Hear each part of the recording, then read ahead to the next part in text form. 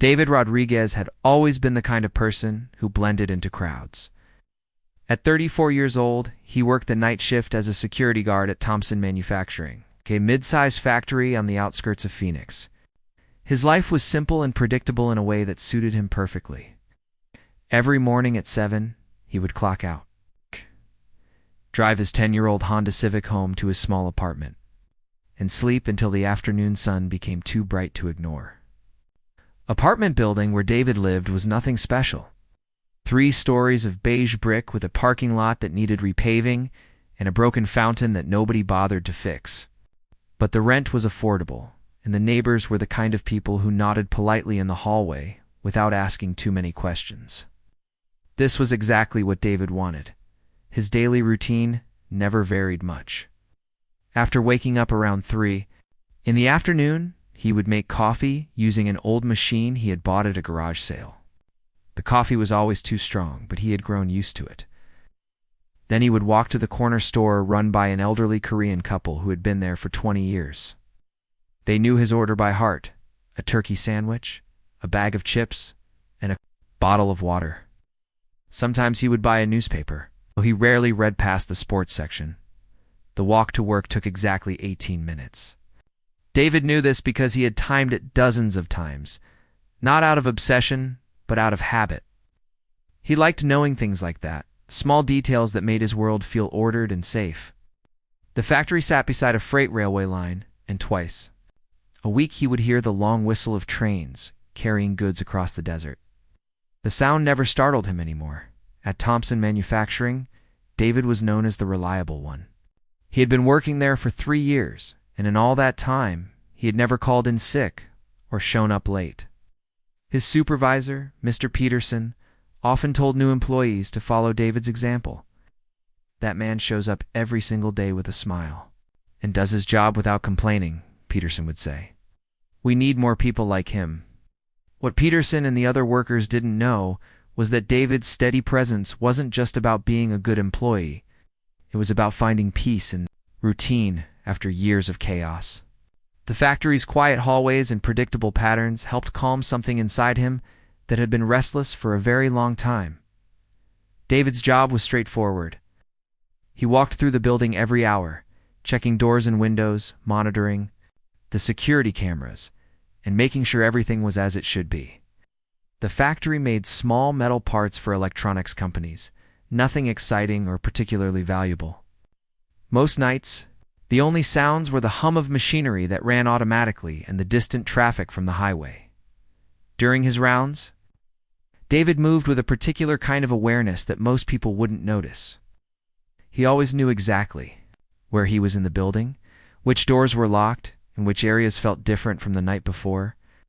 His footsteps were quiet, almost silent, and he had a habit of pausing at corners before turning. These weren't things he thought about. They were just part of who he was. The other guards who worked different shifts found David friendly but private. He would chat about the weather or the local baseball team, but he never talked about his past or his family. When someone asked where he had worked before coming to Thompson Manufacturing, David would simply say he had done various jobs around the country. Pressed for details, he would change the subject so smoothly that people often didn't realize he had avoided answering in the break room. There was a small television that played the news during shift changes. David would sometimes watch, but his expression never changed. Even when stories came on about conflicts in distant countries or problems with the military, other guards would shake their heads and comment about how terrible things were getting in the world, but David just listened without saying much. His apartment reflected his desire for simplicity. The furniture was basic but comfortable: a couch he had bought used, small dining table, and a bed that was exactly the right firmness. For good sleep, the walls were mostly bare, except for a single photograph of a desert landscape that reminded him of peaceful moments. There were no pictures of family or friends, no certificates or awards. Nothing that would tell a visitor about David's history. The only unusual thing about David's apartment was how secure it was. He had installed additional locks on the door and windows, though he lived on the second floor where break-ins were uncommon. He also had a habit of checking these locks before going to bed, running his fingers along the edges to make sure everything was solid.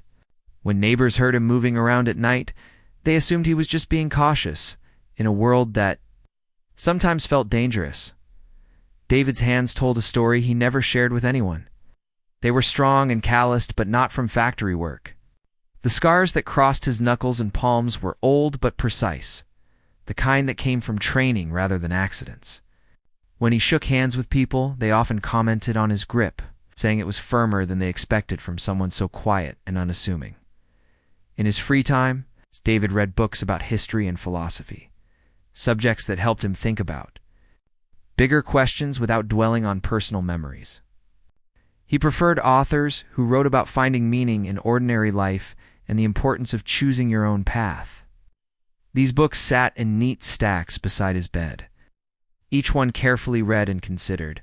The neighborhood where David lived was full of working people who understood the value of minding their own business. There was Mrs. Chen, an elderly widow who tended a small garden behind the building. David would sometimes help her carry groceries, and she would offer him vegetables from her tomato plants. There was also Miguel, a young mechanic who worked on cars in the parking lot and always waved when he saw David. Leaving for work, these small interactions were enough for David. He didn't need close friendships or complicated relationships. After years of intensity and pressure, he had found something precious in the simple routine of work, sleep, and the quiet moments in between. He had chosen this life deliberately, and most days it felt like the right choice. As David walked through the empty factory halls each night, checking doors and monitoring screens, he carried himself with the calm confidence of someone who had found his place in the world. He was just a security guard doing his job, protecting a small piece of the world from the chaos that existed beyond its walls. It was honest work, and it was enough. But sometimes in the quiet hours before dawn, David would pause during his rounds and listen to the sounds of the sleeping city. In those moments, something in his posture would shift slightly, and anyone watching might have noticed that he moved less like a security guard and more like someone who had once been trained for very different kinds of work. But there was rarely anyone around to notice, and David preferred it that way. The night everything changed started like any other Tuesday.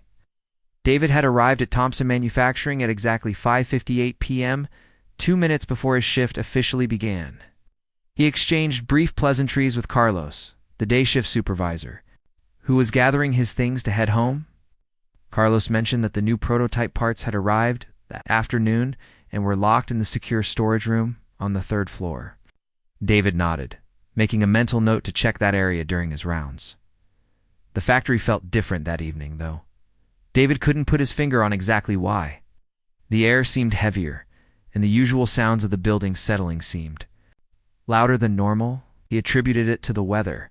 A storm system was moving through Arizona. The barometric pressure often affected how buildings felt. Still, something in the back of his mind remained alert, a feeling he hadn't experienced in years. At 8:30 p.m., David began his first official round of the night.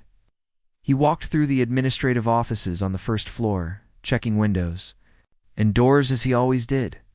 The reception area was dark, except for the small security lights that stayed on all night. Helen's desk, she was the friendly receptionist who always asked about his weekend plans, was neat and organized, with family photos facing her chair and a small plant that somehow thrived under fluorescent lights, moving to the production floor. David noticed that one of the loading dock doors seemed slightly loose. He made a note to mention it to maintenance in the morning.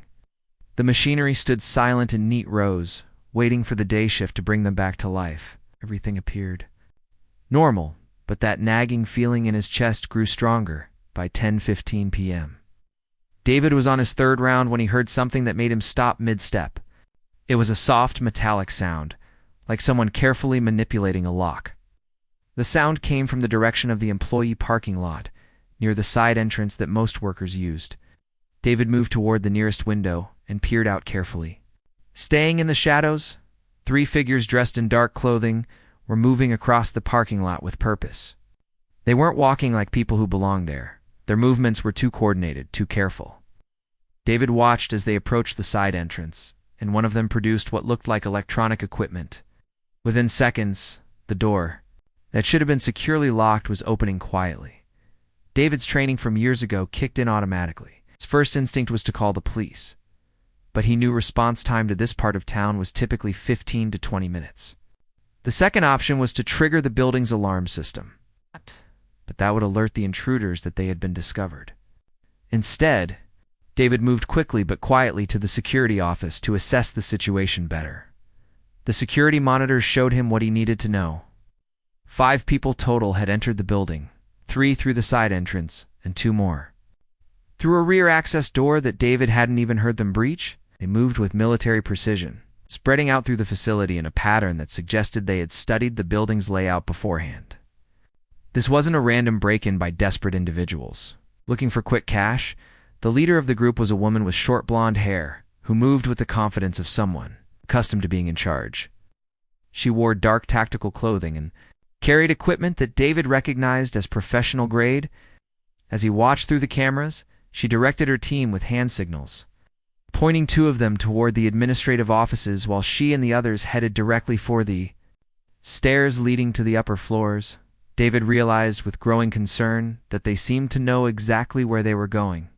The secure storage room that Carlos had mentioned was on the 3rd floor, and that appeared to be their destination. Someone had given them inside information about the facility's layout, what was stored there. As he continued monitoring the screens, David saw something that made his blood run cold. Lisa Chen, a young engineer who often worked late to finish projects, was still in the building. She was in the 3rd floor engineering lab, probably working on designs for the new prototype parts. Her car was parked in the employee lot, but David had forgotten to check if she had signed out for the evening. The intruders reached the 3rd floor, just as Lisa emerged from the lab carrying a coffee mug and heading toward the break room. David watched helplessly as she froze in the hallway, suddenly face to face with armed strangers. The woman leader held up a hand, signaling her team to surround Lisa without harming her. Through the security camera's audio, David could hear muffled voices. The leader was speaking to Lisa in calm, professional tones, explaining that they needed her cooperation to access certain areas of the building. Lisa nodded frantically, clearly terrified but trying to comply with their demands. David's mind raced through his options. The building's communication system had been jammed. His radio produced only static, and the phone lines were dead. The intruders had come prepared for a professional operation, not a simple burglary. They wanted something specific, and they had the skills and equipment to get it. For the first time in 3 years, David felt the familiar surge of adrenaline that came with dangerous situations. His hands moved automatically to check his equipment. A flashlight, keys, and a small first aid kit. Not much to work with, but he had operated with less in the past. The comfortable routine of his security job suddenly felt like a distant memory. The leader of the group had positioned herself, and 2 team members near the secure storage room, while the others maintained watch on the stairwells and elevators. David could see Lisa being escorted toward the storage area, her face pale with fear, but her movements cooperative. The intruders were treating her carefully, which suggested they were professionals who understood the difference between completing a mission and causing unnecessary harm. David made a decision that felt both inevitable and terrifying. He couldn't wait for police response while Lisa remained in danger. He couldn't trigger the building alarm without potentially escalating the situation. The only option was to act, using skills he had hoped never to need again. Moving away from the security monitors, David began to methodically prepare for what he knew would be the most important 18 minutes of his life. He turned off the lights in the security office and locked the door, buying himself time before the intruders realized the building's guard was still active. As he moved through the darkened factory, David's movements changed. Gone was the casual stride of a night security guard making routine rounds. In its place was something more focused, more deliberate. He moved through the familiar hallways like someone who understood tactical positioning and the importance of maintaining the element of surprise. The storm outside had intensified, and occasional flashes of lightning illuminated the factory floor through the high windows. David used the sound of thunder to mask his footsteps as he made his way toward the stairwell. For the first time in years, he felt like he was becoming someone he had tried very hard to leave behind. The comfortable life, he had built in Phoenix was about to collide with the reality of who he used to be. As David climbed the stairs toward the third floor, he knew that after tonight, nothing would ever be the same again. David moved through the factory like a completely different person. The transformation was remarkable. Where once he had walked with the casual pace of a night security guard, now every step was calculated and precise. He knew exactly where each floorboard might creak, which shadows provided the best cover, how to move without making any sound at all. The first floor was clear, but David could hear movement above him. The intruders were focused on the third floor, which gave him an advantage. He decided to work his way up systematically, using his knowledge of the building to stay one step ahead of them. The factory had been his workplace for 3 years.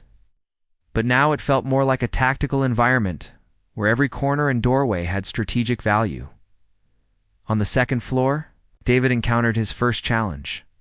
One of the intruders had been positioned as a lookout near the main stairwell. The man stood with his back to David, watching the stairs and occasionally speaking into a small radio device. He was clearly experienced.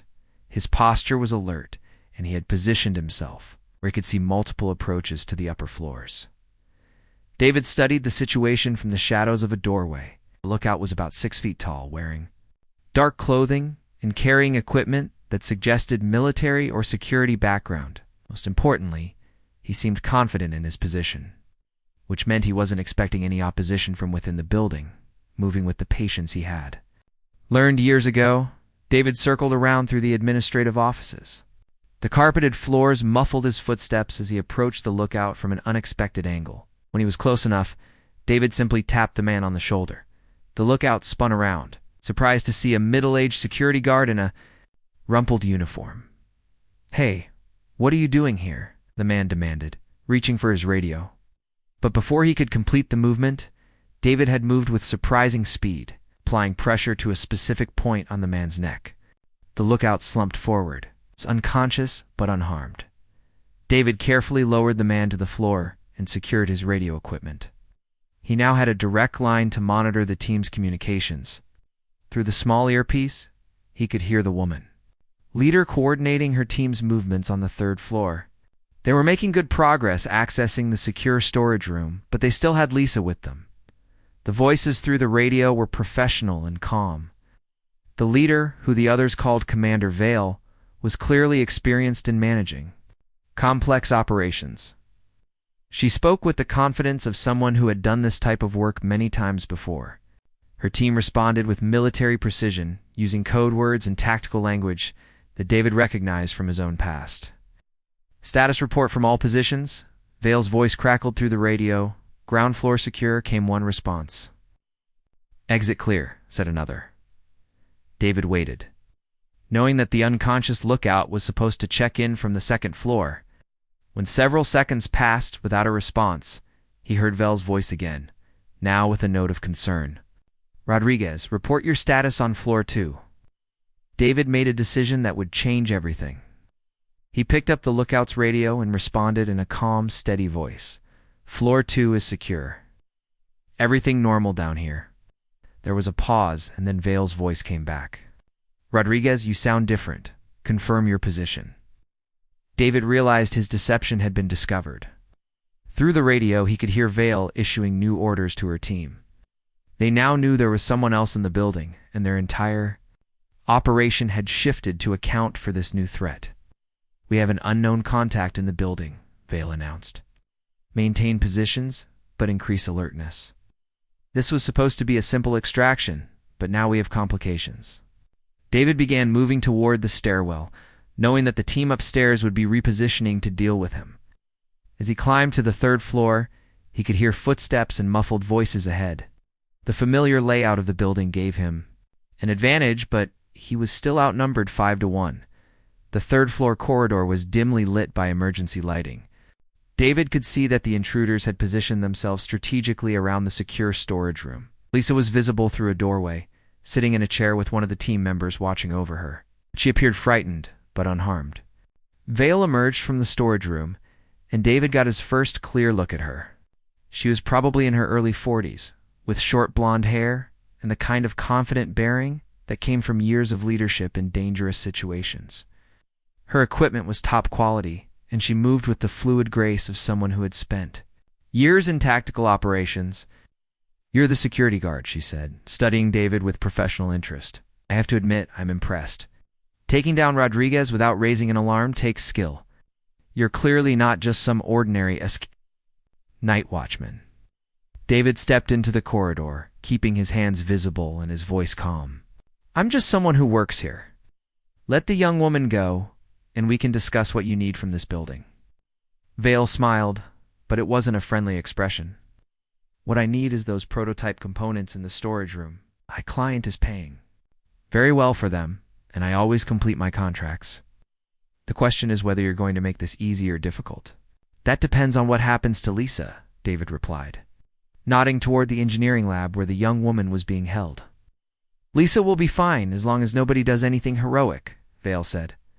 "But I'm curious about you, your movement patterns, the way you handled Rodriguez, the tactical awareness you're showing right now. This isn't security guard training. Where did you learn to move like that?" David kept his expression neutral, but inside he felt the familiar tension that came with dangerous situations. "I've had various jobs over the years. You pick up different skills." Vale studied him for a long moment, then reached into her tactical vest and pulled out a combat knife. The blade was about 8 inches long, made of what looked like high-quality steel with a grip designed for serious use. She held it casually, but David could see from her stance that she knew exactly how to use it. "Here's what's going to happen," Vale said, her voice taking on a harder edge.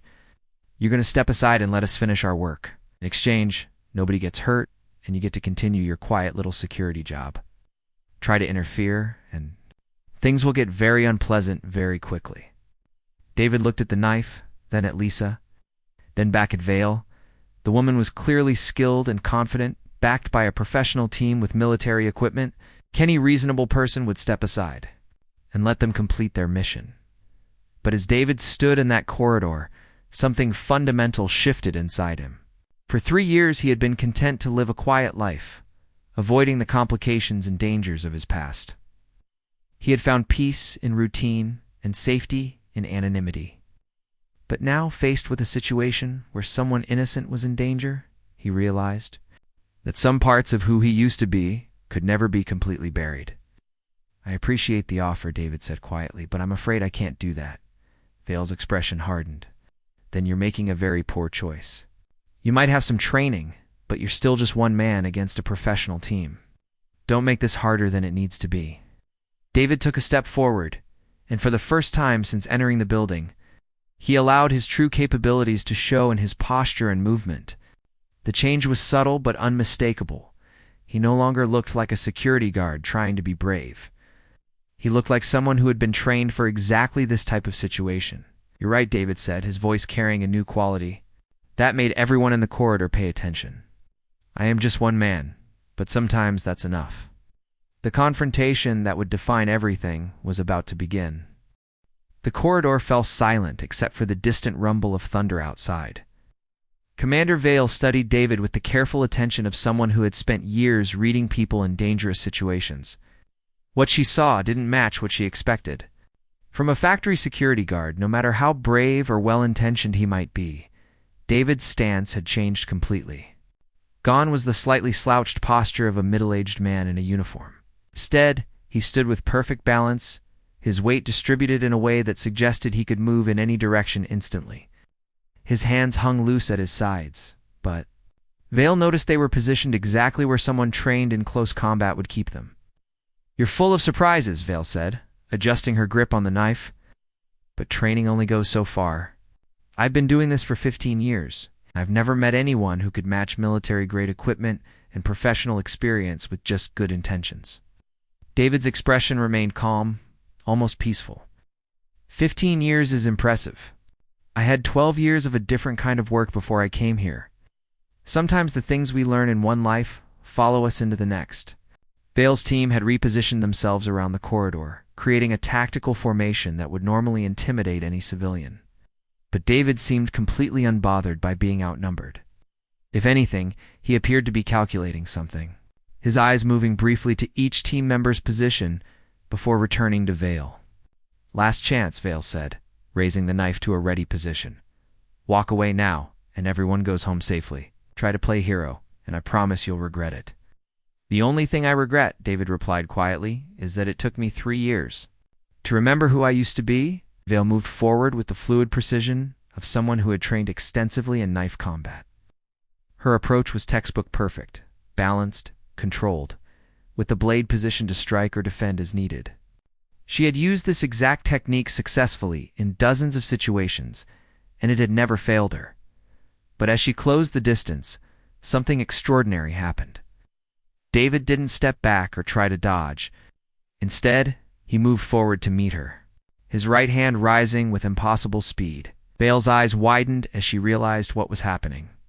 David was reaching directly for her blade, the knife thrust forward with all of Vale's strength and skill behind it. In any normal situation, reaching for an attacking blade would have been suicidal. But David's hand moved with precision that seemed to defy human limitations. His fingers closed around the steel blade just inches from his chest. Stopping the attack completely, Vale felt the shock of the impact travel up her arm as the knife suddenly stopped moving. The blade, which had been forged from high-quality steel and had never failed her in years of operations, was held as firmly as if it had been clamped in a vice. That's impossible, Vale whispered, staring at David's hand wrapped around her blade. No one can just catch a knife like that. David's expression remained calm, almost apologetic. You're right, most people can't. He applied pressure with his fingers, and Vale heard a sound that made her blood run cold. The distinctive stress crack of metal beginning to fail. The other team members stared in disbelief as David continued to squeeze. The knife had been Vale's trusted tool for over a decade, crafted from military-grade steel that was designed to withstand tremendous force. It had cut through rope, leather, and even thin metal without showing any sign of weakness. But now, held in David's grip, the blade began to bend. The metal groaned audibly as molecular bonds that had been forged at high temperatures started to give way. Vale tried desperately to pull the knife free, but David's hold was absolute. It was as if the blade had been caught in industrial machinery rather than human fingers. This isn't possible, Vale said again, her voice now showing the first signs of real concern. People don't have that kind of strength. What are you? David looked at her with something that might have been sadness. I used to ask myself the same question. For a long time I thought I was still human. Then I convinced myself I was something else entirely. The truth is somewhere in between. The pressure increased, and suddenly there was a sharp crack that echoed through the corridor. Vale's trusted knife, the blade that had been her constant companion through countless operations, snapped cleanly in half. The broken piece fell to the floor with a metallic clatter that seemed impossibly loud in the stunned silence. David released the remaining half of the blade, which Vale still held in her trembling hand. The metal where it had broken was twisted and compressed, bearing the clear impression of human fingers. But the force required to break military-grade steel like that was beyond anything a normal person could generate. You're just a man, Vale had said, with complete confidence only. Moments before, now staring at the broken weapon in her hand, she realized how wrong she had been. David wasn't just a man, at least, not in any conventional sense. The team members who had been watching from their positions around the corridor now looked uncertain.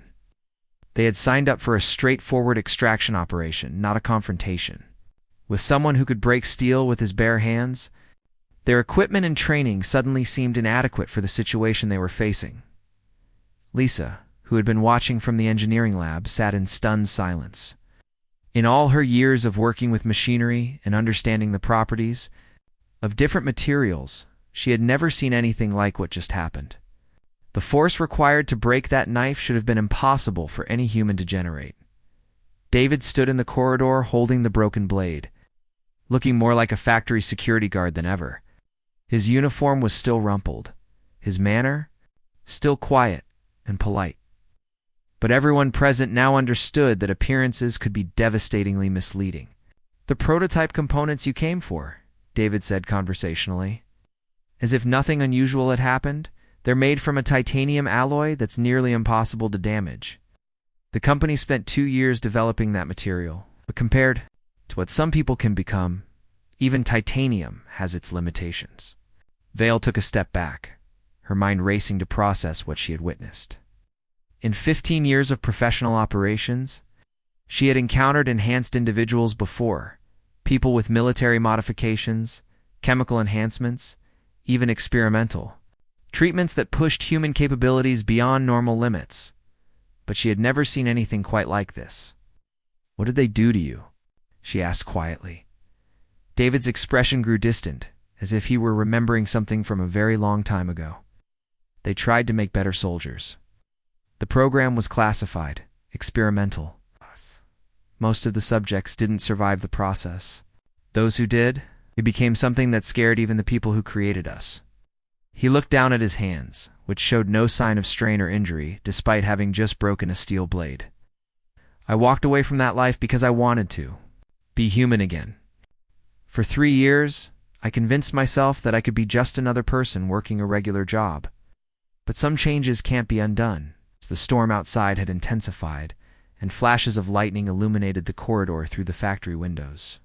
In that flickering light, David looked like exactly what he was, a man caught between two worlds, carrying abilities that set him apart from ordinary humanity, while desperately wanting to belong to it.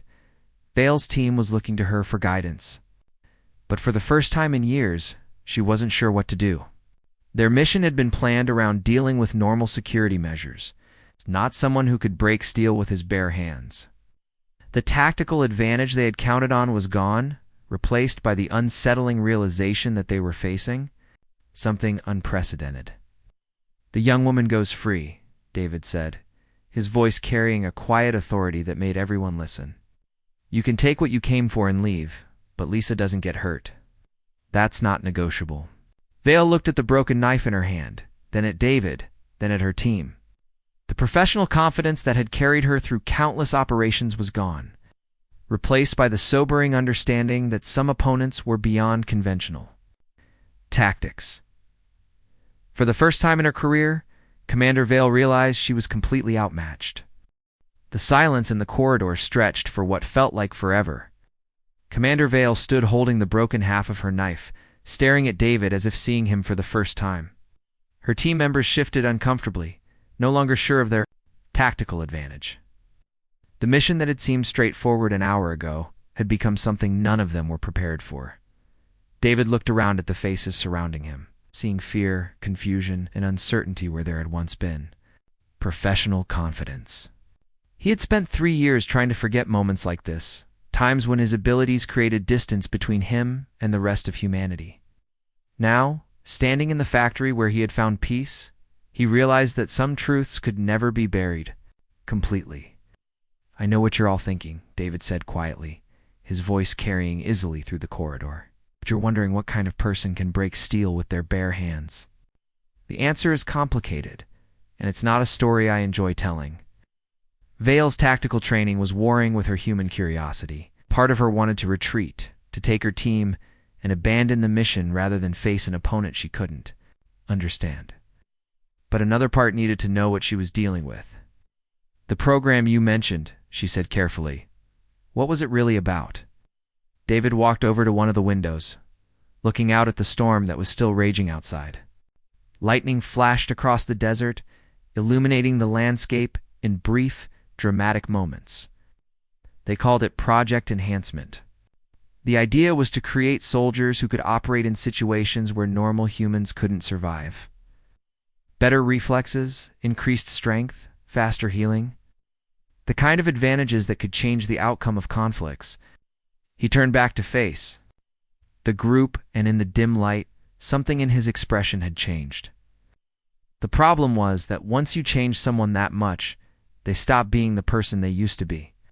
We became something between human and machine, with all the capabilities they wanted, but none of the limitations that kept us grounded.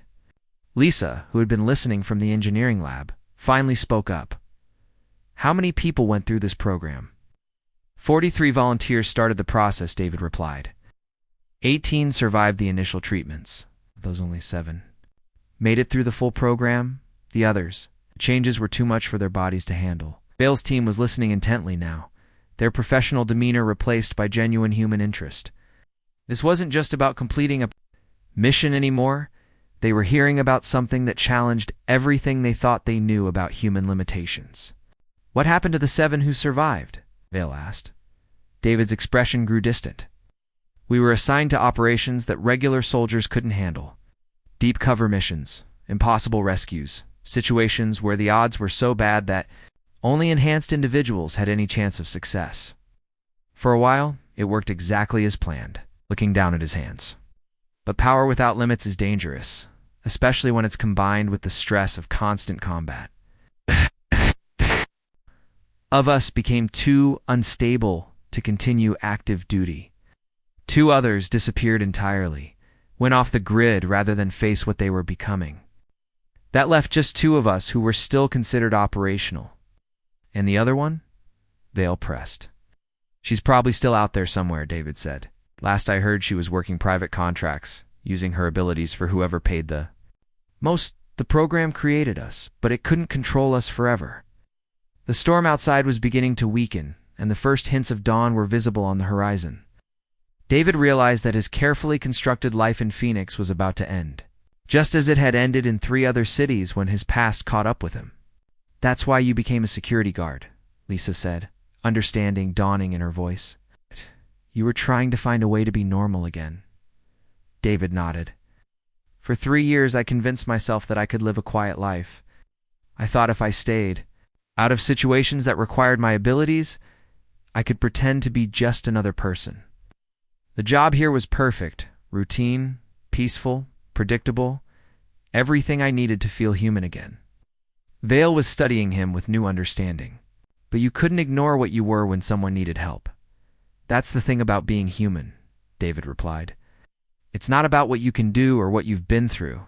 It's about the choices you make when it matters. Tonight I had to choose between staying hidden and protecting someone who didn't deserve to be hurt. The choice was easy." The conversation was interrupted by the sound of sirens in the distance. Someone in the neighborhood must have heard the commotion and called the police. David knew that meant his time in this identity was over. Within hours, government agents would arrive to investigate what had happened, and David Rodriguez, the security guard, would have to disappear forever. "You need to leave," David told Vale's team. "The police response time to this area is usually 20 minutes, but they're going to be here in less than 10. If you go now, you can be gone before they arrive." Vale hesitated, torn between completing her mission and the reality of what she had witnessed. "What about the prototype components?" "Take them," David said. "Whatever your client is paying for them, it's not worth risking your lives. I've seen what happens when people try to fight enhanced individuals. It never ends well for anyone." Vale's team began gathering their equipment, moving with the efficient speed of professionals who knew when to abandon a mission. But Vale herself remained in the corridor, studying David as if trying to memorize every detail. "What happens to you now?" she asked. David smiled sadly. "What always happens. I disappear, find a new city, create a new identity, and hope I can stay hidden long enough to feel human again. Maybe next time I'll manage to stay out of trouble for more than 3 years." Lisa stepped out of the engineering lab, her face pale, but determined. "What should I tell the police when they get here?" "Tell them the truth," David replied. Security guard disrupted a break-in, and the intruders fled when they realized they were outmatched. "The details about how it happened, those can stay between us." Vale's team was ready to leave, but she lingered for one more moment. "For what it's worth," she said, "I think you made the right choice. Not everyone with your abilities would have used them to protect someone else." David nodded his thanks, then watched as Vale and her team disappeared into the pre-dawn darkness. Within minutes, the factory was quiet again, as if nothing unusual had ever happened. Only the broken knife blade on the floor remained as evidence of what had taken place. The police sirens were getting closer now, and David knew he had only minutes before his carefully constructed life would end. He looked around the factory one last time, remembering the peace he had found in its routine corridors and predictable responsibilities. Lisa was still watching him, and he could see the questions in her eyes. "Will you be okay?" she asked. "Always am," David replied. "It's both the blessing and the curse of being what I am. It's like survive, I adapt, and I keep going. Somewhere out there is another quiet job, in another peaceful place, and maybe this time, I'll be able to stay longer. As the first police cars pulled into the parking lot, David was already moving toward the rear exit at a small emergency. Bag hidden in his apartment, enough cash and false identification to start over in a new city. Within 6 hours, David Rodriguez would be a memory, and someone else would begin the long process of learning to be human again. The storm had passed, and the sunrise painted the desert in shades of gold and orange. For David, it was the end of one chapter and the beginning of another, the eternal cycle of someone caught between two worlds, forever searching for a place where extraordinary abilities could coexist with ordinary humanity. He had saved Lisa, stopped the theft, and proven that some things were worth revealing his true nature. Whether that had been worth losing the peaceful life he had built was a question he would be pondering for a long time to come.